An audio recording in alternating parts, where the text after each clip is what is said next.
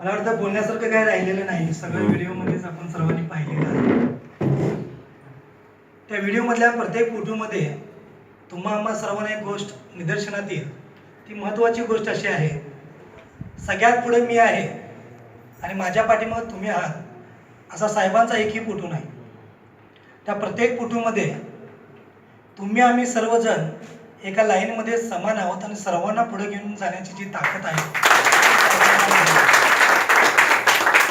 जागतिक ऑलिम्पिक स्पर्धा चालू आहेत आणि केनियाचा धावपटू जागतिक ऑलिम्पिकमध्ये सध्या 2 दिवसापूर्वी पहिला नंबर मिळणार, पण स्पेन भाषेमध्ये ती रेषा लिहिल्यामुळे त्याला समजलंच नाही.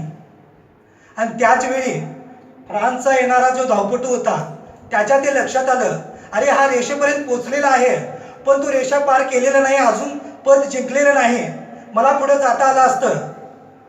पण त्या स्पेनच्या माणसाच्या मनामध्ये इतकी ताकद होती, त्यानं स्वतः येऊन त्या माणसाला पुढे ढकललं आणि शेवटी केनियाचा माणूस आज जागतिक ऑलिम्पिक स्पर्धेमध्ये धावपटू म्हणून प्रसिद्ध आला. हे जे जागतिक स्तरावरचे गुण आहेत ते आमच्या साहेबांच्या मध्ये गेल्या 3 वर्षामध्ये मला पाहायला मिळाले.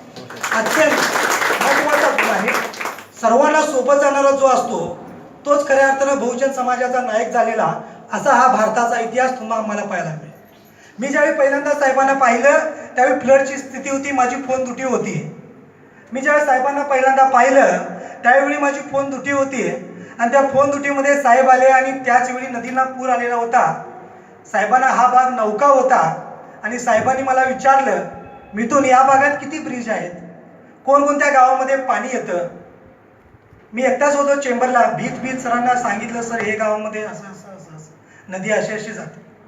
मला वाटतं कर्मचाऱ्यांचं समजावून घेणारा कोण साहेब असेल गेल्या 4-5 वर्षामध्ये, किंवा मी 2013 पासून इथं काम करतोय, 10 वर्षामध्ये असे तहसीलदार मी पाहिलेले नाहीत जे कर्मचाऱ्यांना समजावून घेतात, त्यांच्या अडीअडचणी समजावून घेतात. हा गुण ज्याच्यामध्ये असतो तो सर्वांच्या मनावरती राज्य करतो आणि अशीच माणसं जगामध्ये सर्वश्रेष्ठ झालेली तुम्हाला आम्हाला पाहायला मिळतात.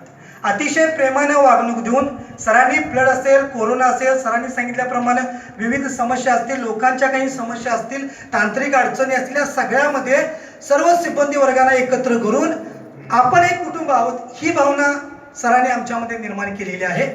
अतिशय खेळीमेळीत कधीही रंगपंचमी आम्ही खेळलो नाही, पण साहेब आल्यानंतर रंगपंचमी खेळलो. गणपती उत्सव आम्ही कधी केला नाही, सर आल्यानंतर गणपती उत्सव. म्हणजे प्रत्येक गोष्टीमध्ये आमच्या ज्या स्पर्धा आहेत त्या सगळ्या स्पर्धेमध्ये सर अतिशय हिरिरीनं स्वतः भाग घेत होते. रांगोळी स्पर्धा असतील, सगळ्या गोष्टीमध्ये अशा या सर्व व्यवस्थेमध्ये सर अतिशय आमच्यासोबत चालले, आम्हाला नेहमी मार्गदर्शन केलं. या सर्वाबद्दल मी आमच्या पूर्ण टीम बरोबर सर्वांचे आभार मानतो. मला वाटतं माणसाची पारे काही विचाराने होत असते आणि भस्मे सरांच्या छातीवरती स्वामी विवेकानंदांचा विचार दिसतो आणि तो विचार जगाला पुढे घेऊन जाणारा आहे.